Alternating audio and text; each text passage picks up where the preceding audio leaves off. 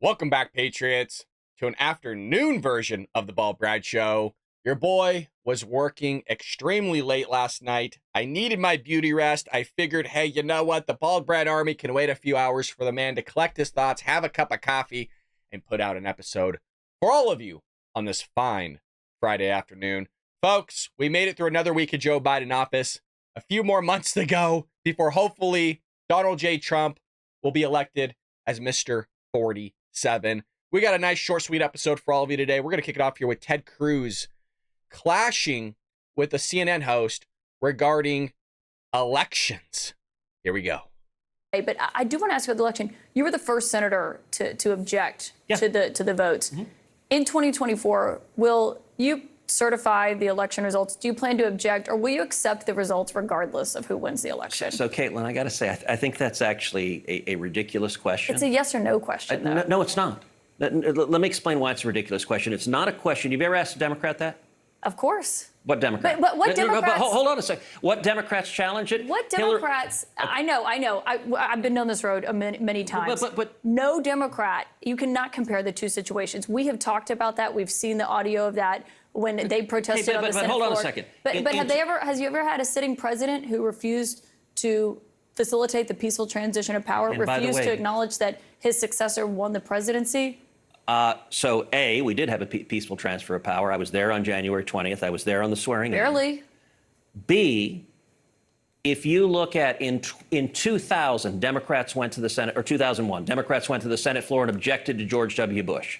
In 2004, they went and objected. And what did the president do? In 2016, Democrats went and objected to Donald Trump. And so... Look, and what happened in 2016? Because I remember a guy named Joe Biden was vice president, and he went to the Senate floor and certified the votes. So do you want... Am I wrong? So you're asking, will you promise no matter what to agree an election is illegitimate regardless of what happens? And that would be an absurd thing to claim. Like, we have an entire election law system that people challenge elections. Elections get overturned. Voter fraud gets proven. That happens all the time. And the media engages in this weird game post Donald Trump that you insist no voter fraud has ever existed. Why does every state have laws in place to challenge voter fraud if it occurs? The media Why do you have election challenges? This isn't a game. There was no widespread voter fraud. You only ask Republicans that. Because it was Republicans who tried to block the transition of power. You have to acknowledge that. So we've never seen it on a scale of what happened in 2020, and we've never seen the president refuse. He wouldn't even let Joe Biden get classified briefings at the beginning. I recall that. So my question for you again, free and fair election, will you accept the results regardless of who wins? Look, if the Democrats win, I will accept the result, but I'm not going to ignore fraud regardless of what happens. Was there fraud in 2020? Of course there was fraud in 2020. No, there wasn't, and you still objected. You know for a fact there was zero voter fraud. Really? What's your basis for that? Show me your evidence. We've spoken with Governor Kemp. They did 3 hand recounts in the state of Georgia. The director of CISA said that it was the safest, most legitimate election. But you're saying zero voter history. Fraud occurred. That's what you just said. Nothing that would have changed the outcome of that Okay, but that's election. a different statement. But no, it's not. Because yes, if it wouldn't have changed you said there was no voter fraud. There was no voter fraud that would have changed the outcome of the election, and you know that, Senator. So what I know is... Truthfully, actually, we don't know that because we never did a full-fledged audit on this stuff. They'll claim, well, we did a recount, and that recount was classified as an audit. Just because you sit there and recount it and classify as an audit doesn't make it an actual audit.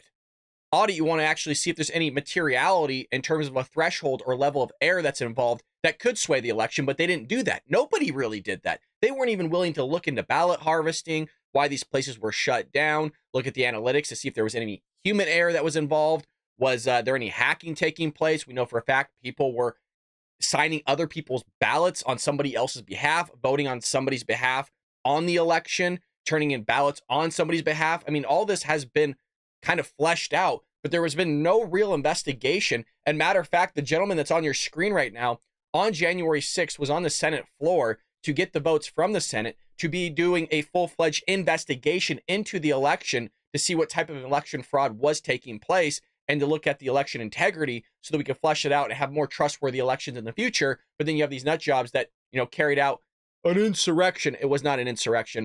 You have these people go get VIP tours in the Capitol on January 6th, and then ultimately he lost the votes on the Senate floor. Is that what I stood on the Senate floor and objected, what I called for? I'll tell you, I wrestled with what to do in that circumstance. And the reason I wrestled with it is because I think there was significant voter fraud in 2020. And you wanted the 10-day commission, I know, but was there voter fraud that would have changed the outcome of the election? But do you know why I wanted a 10-day commission? Because I tried to look. I'm a Supreme Court litigator. I argue cases in front of the Supreme Court. I know. She is way out of her depth here with Ted Cruz. If you haven't read his book, One Vote Away, the amount of work this guy has done for this country completely changed my viewpoint of him in a positive way. You know what? I look back at my ignorance and kind of the way I looked at Ted Cruz in 2016 or 2020, and completely different viewpoint of Ted Cruz now in 2023. I tried to look through history and precedent, and the best precedent I could find was the election of 1876. 1876 was between Rutherford B. Hayes and Samuel Tilden. And what happened there were serious allegations of voter fraud, and Congress didn't throw its hands up and say, you know what? CNN demanded that I accept the results no matter what, so ignore the fraud. I got to go. But hold on. What did Congress do in 1876? How did the president handle it? What did Congress do in 1876? Senator, I have to know, you can't answer yes or no to this question. I'm asking a question. What did Congress do in 1876? You can't answer yes or no to this question. And Republicans, can you answer my question? Why are you refusing to answer my question? I'm conducting the interview with all due respect, Senator. And let me ask you, it's Republicans have twisted themselves in knots. It's just a yes or no question. I'm not twisting myself. I'm answering your question. You just don't like my answer. And what's your answer? Is it yes or is it no? So in 1876, he said no. He said your question's preposterous, lady. You just can't get it through your thick skull because you're an idiot. You come off as if you are, I don't know, some person that's holier than thou above the rest of us. At least I have the wherewithal to say, hey, I am an idiot. I'm not as smart as either of these individuals on the stage, nor would I try to sit there, compete, and debate against them. Why don't you try to listen to the man and learn something for once and stop pretending like you're an unbiased, most trustworthy news outlet out there when you're clearly biased? You're asking a guy, oh, well, would you accept the 2024 election? So he's making a commitment based on a statement that we don't know what's going to happen because it's a hypothetical. And anybody that has a law degree knows that's something you don't do. The man does law. She can't connect it. It's like we're listening to Karine Jean-Pierre 2.0. What Congress did is it appointed an election commission. It consisted of 15 people, 5 House members, 5 senators, 5 Supreme Court justices. The election commission was charged with studying the evidence and making a determination of what voter fraud occurred, and that determined the winner. And what I called for in 2020 was to do the same thing, appoint an election commission, and 11 senators joined me. Senator, with all due respect, after it had been thrown out of many courts, after the Attorney General Bill Barr, because there was no basis for those court cases. No, so that's actually Senator, not. With all due respect, you asked me a question. Every time she's about to lose what she just said in terms of the argument, she interrupts the guy and doesn't let him actually follow up.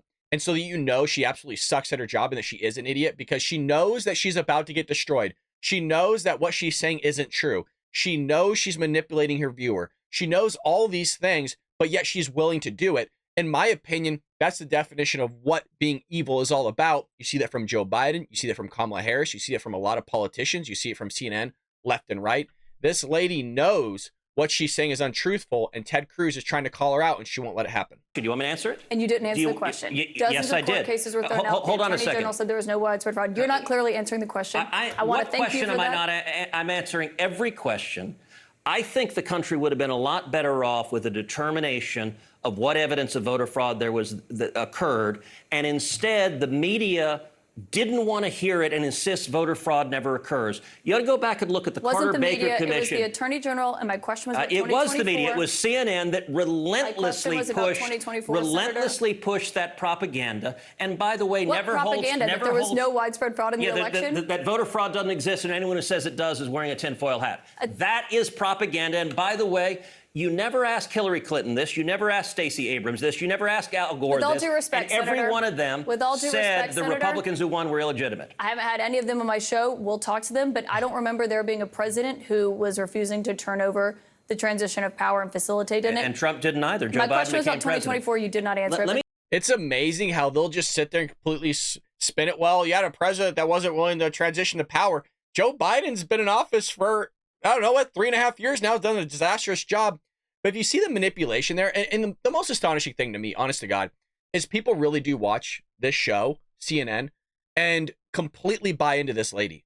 They completely, what her name is, Caitlin Collins, they completely buy into what she's saying. They take as everything she says is whole truth.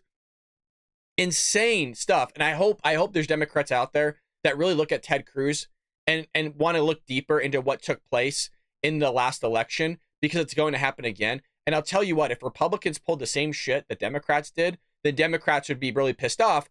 And Democrats clearly think there's going to be something going on in the next election. I'm not saying any foolery or fraud on the Republican side, even though there will be. There's fraud on both sides. But you already have Attorney General Merrick Garland come out and saying, look, we're going to investigate election fraud. Like, we're going to use the full power, the full weight of the government. And the reason why they're doing this, you guys, is because they don't sit there and accept the elections. You saw that from Hillary Clinton. You saw that from Al Gore, which Ted Cruz mentioned. So they're going to use the full weight of the government now, all of a sudden, when they're low in the polls and they think Joe Biden's going to lose, to go after political opponents, go after conservatives, Republicans, which they've already utilized, going as far as utilizing the IRS to go after conservative Republicans. Hell, they did that during Barack Obama's time. They've done that already during Joe Biden's time. It's like a big theme here with Democrats going after other people on the other side of the aisle whenever they're in office. Well, speaking of people on the other side of the aisle, you got Chuck Schumer here. Chuck Schumer, this guy is corrupt. This is a stunt. Senate rejects border security bill again. But we already know that they were going to sit there and reject it. Where's the stunt? Jackie Heinrich just questioned Karine Jean-Pierre, not even last week, this week, saying, hey, you know what? We already know this is going to be dead on arrival. We know nothing's going to come from this border act. So why not just have Joe Biden utilize executive action to figure out the border, since it's already written in the law that he could do so? Well, we think that it should be done through legislation to fix the broken system. Now, that was an astonishing statement for one big reason. That White House press briefing was all about student loan debt forgiveness. And student loan debt forgiveness was being initiated through basically executive action, even though the Supreme Court said, hey, that's an overreach of the executive branch. You cannot do it.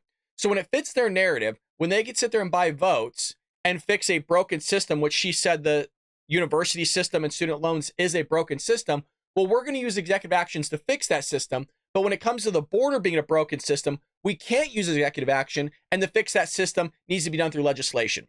So they're going to give people a handout because they said that they were due for one and that they deserve it, but yet they never explained why they were due for a handout. They never explained why they were owed a handout like that and why they deserved it, and that we're going to use executive actions to do so, but we're not going to use legislative action to go ahead and flesh it out and work that through. So there's a hypocrisy, double standard, which is typical. I know you're all aware of that. Well, on Thursday, the Democrat-controlled Senate again rejected the border security bill that failed to pass earlier this year.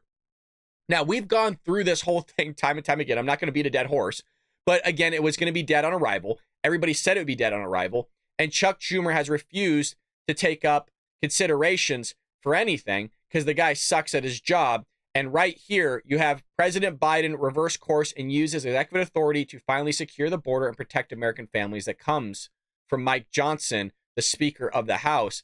But Joe Biden won't do it. And it's just, it's Occam razor, you guys. It's the simplest answer out there.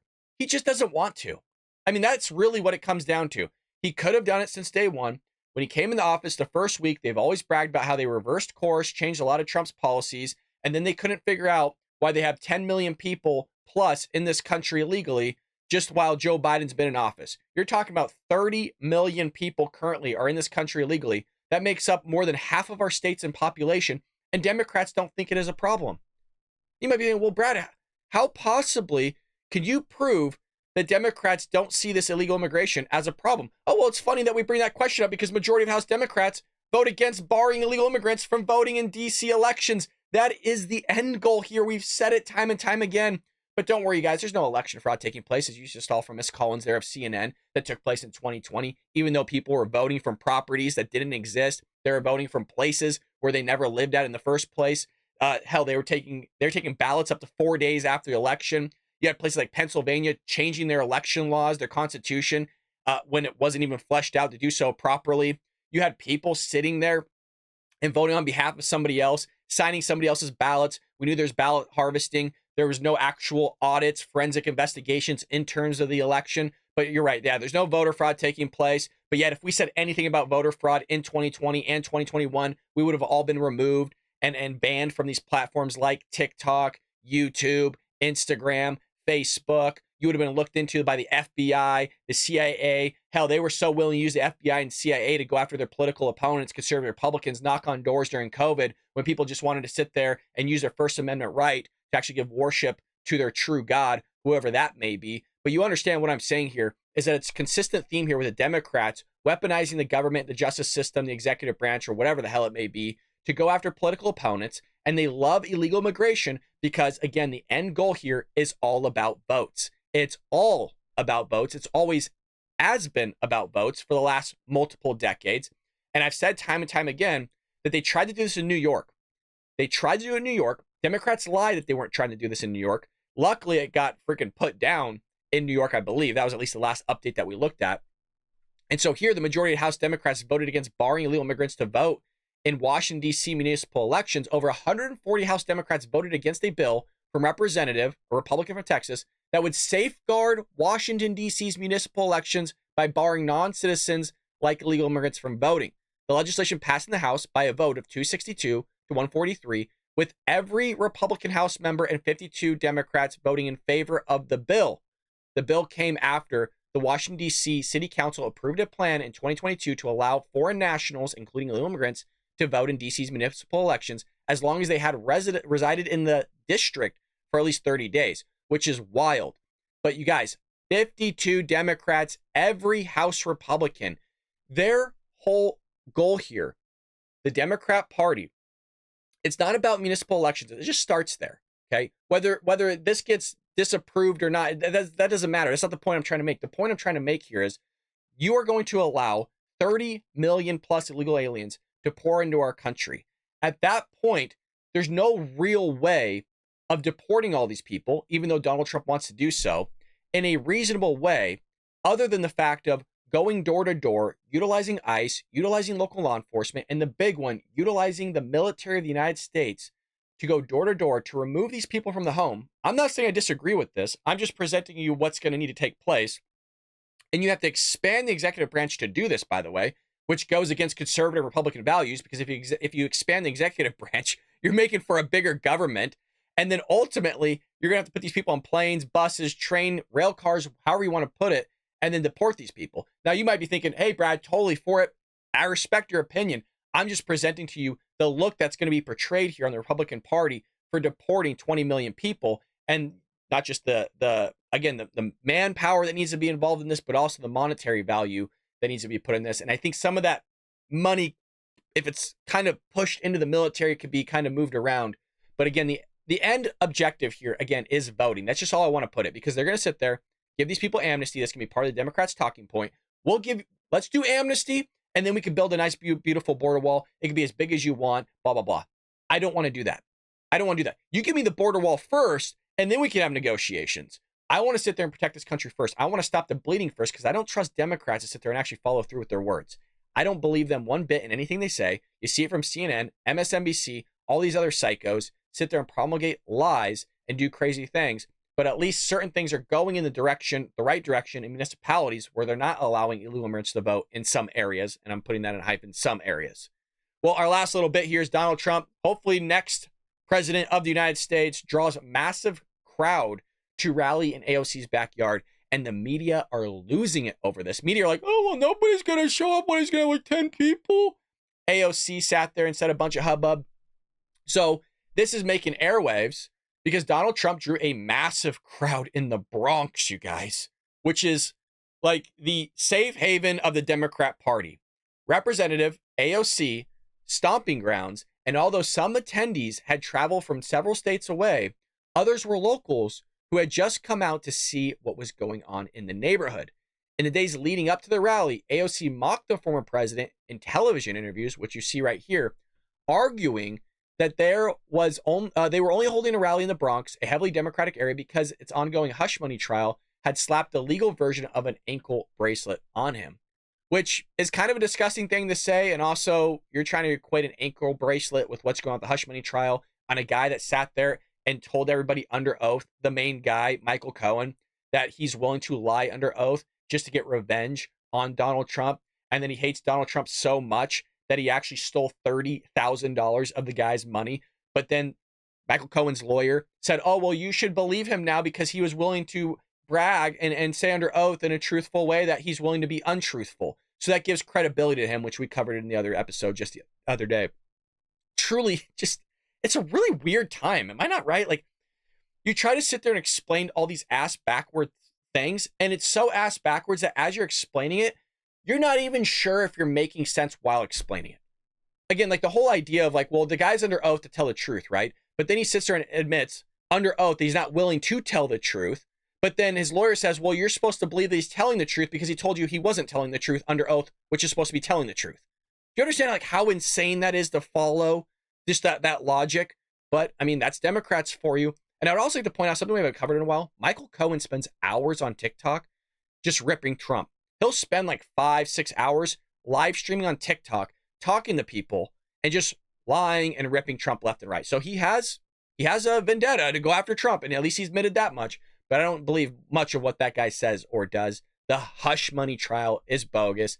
AOC is a terrible person. She's an idiot. She's a congresswoman that previously was a bartender. And I think it's a bad look on bartenders, the fact that she sits there and says, well, I was a bartender and should be a congresswoman. And I don't want to slam bartenders because they're hardworking people, but she's an idiot. She has no reason to be in Congress. And I'll tell you why she's an idiot. A lot of people go, well, this guy's a dumbass. This guy's an idiot, blah, blah, blah. Doesn't really back it up. She brought up the Green New Deal. This is a lady that says we should get rid of airplanes, cars, rebuild every new house, get rid of shipping, all fossil fuels. Folks, if you say something like that, do you know how stupid you are? Do you know like there's no thought process? You're just shouting stuff to the skies because it might sound good. This lady is for illegal immigration. She loves crime. Look at New York City. She loves chaos. She's nothing but drama. She's basically a Kardashian that got elected as a congresswoman. She sits there, can't pay off her own debt. She hasn't paid off her own student loans, but goes and buys a Tesla and can't figure it out. Well, why can't I pay off my loans? Even though I think she's making like $120,000 in Congress. She sits there and lies. She doesn't know anything, but we shouldn't be shocked that she's a Democrat in New York City. And hopefully now that Trump shows up in the Bronx and New York City's still going down the dump, I don't know why you would continue to hire a Democrat thinking, well, things are really going to change this time. I think they've really figured it out. Maybe, you know what? Maybe just take a gamble on a Republican. Because, gee, there used to be a Republican not too long ago that actually cleaned up New York City. Let me rephrase that again. A Republican was elected in New York City to clean up the city.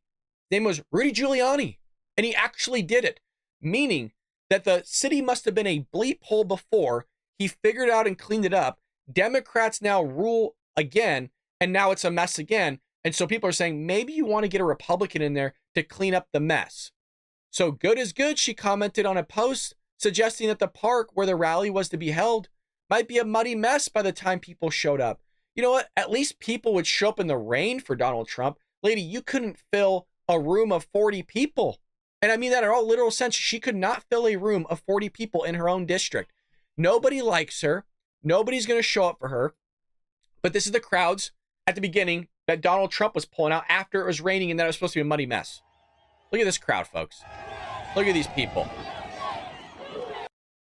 Chanting USA. Do you remember the motorcades that we were showing for Joe Biden that nobody was on the streets? And the only people that were on the streets were the people that were just trying to do the crosswalk, that they were walking their dog. Like, oh, there's a motorcade going by. Might as well take video of it. There's like 5 people. You got thousands of people. Allegedly, there's 30,000 people that showed up for this rally. Look at this. God. There's Byron Donald's our boy. Folks, look at this. You got blacks, Hispanics, Asian. I thought Trump was racist. I thought the Republican Party was racist. I've always said this. Republicans are the party of freedom. They're the party of anti-slavery. They're the party of the civil rights movement. It was the Democrat Party that was for slavery. It was the Democrat Party that wanted to keep people in shackles. It was the Democrat Party that was the Confederacy. It was the Democrat Party that didn't want civil rights movements for blacks. It was the Democrat Party that was the party of the Klan. It's a Democrat Party's ideology still nowadays. It's a metaphorical plantation that wants to institute policies to oppress black people, but it's going to say that it's a Republican Party. I've always said the color of your skin does not matter jack shit.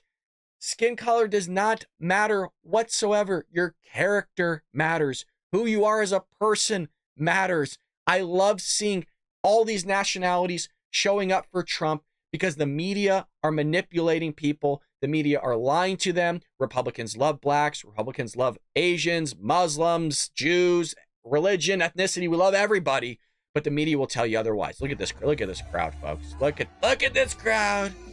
Look at all of them showing up for Mr. Hopefully 47. He brought out rappers, which, I'm not big in the rap myself. I think it has actually done damage to our culture and our youth, but that's for another conversation. Look at that. The guy looks presidential, folks. He looks good. He looks phenomenal. And the crowds are showing up in a park.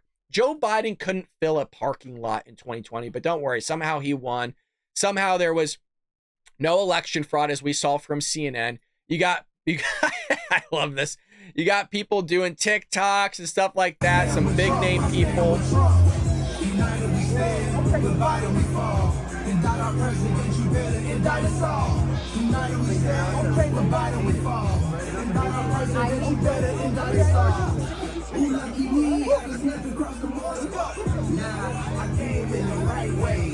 And you know what? Again, I'm not a big fan of rap. I understand there's a certain part of the population that enjoys it. They really reminisce. They really connect with the message. It's personally not for me. But I love seeing people out there from all walks of life understanding the fact that there's a man that wants to uplift you, a man that sits there and doesn't go to your graduation ceremonies like we saw from Joe Biden, that are telling you that there's some nameless, faceless, shadowy figure that are oppressing you, keeping you down. The Republican Party wants to uplift you. The Republican Party doesn't want to give anybody handouts. We just want to sit there and allow a free market to thrive, that based on your decisions as an individual, you could be anything you want to be to a certain limit in this country. The reason I say a certain limit is, if you're 4'11", you're not going to be the next NBA star. But as long as it's within reason, within certain metrics, absolutely. So, I like these guys coming out. They're doing their work. They're clearly love their art, their form, and, getting out the message to a lot of youth that, look, Joe Biden sucks. He's terrible. He's not for you, has never been for you. He's for everybody else like illegal aliens. He's for everybody else like Iran. He's for everybody else like the Houthis, like Hamas, hell, like the Taliban, of which I've always said he's given $40 million to. And what I love right here is you have people from the Bronx showing up. And this is from Savannah Hernandez. I think she's with Turning Point USA. But one person says, I definitely am surprised. I never expected him to come to the Bronx because, the Bronx is Democrat. Why would somebody show up? But Trump is beloved by New Yorkers, folks. Trump is beloved by the people of New York. He is the man, a New Yorker himself. So let's see what they have to say. Ever expect Donald Trump to come to the South? Not really. No, never. Nobody else, I think, had done this. I think it's a good thing. It doesn't matter who it is. I think I definitely am surprised. I don't think I would have expected him to come to the Bronx. So actually, I think him being in the Bronx is pretty cool. So I was like, I'm gonna just go through and see. We were interested, so we took a walk over, and it's pretty cool to see the different diversity of people that came and are coming together for today. I want to point this out because I haven't seen anybody really point this out right now. You notice that all facets of life, right? All different ethnicities, races, people are talking, more than happy to take an interview. She didn't even say whether she was for Trump or not. Just like, hey, we're walking through the park. We figured we'd check it out. Clearly feels safe. You look at the left's rallies. You look at Joe Biden's rallies. Oh, you got to talk to our media person. I'm not talking to anybody. They say these anti-Semitic things. They say crazy things. They sit there, punch people. Antifa will show up with riot gear, helmets, weaponry. You go to a Trump rally, they'll sit there and invite you, take you in with open arms, regardless of whatever you look like.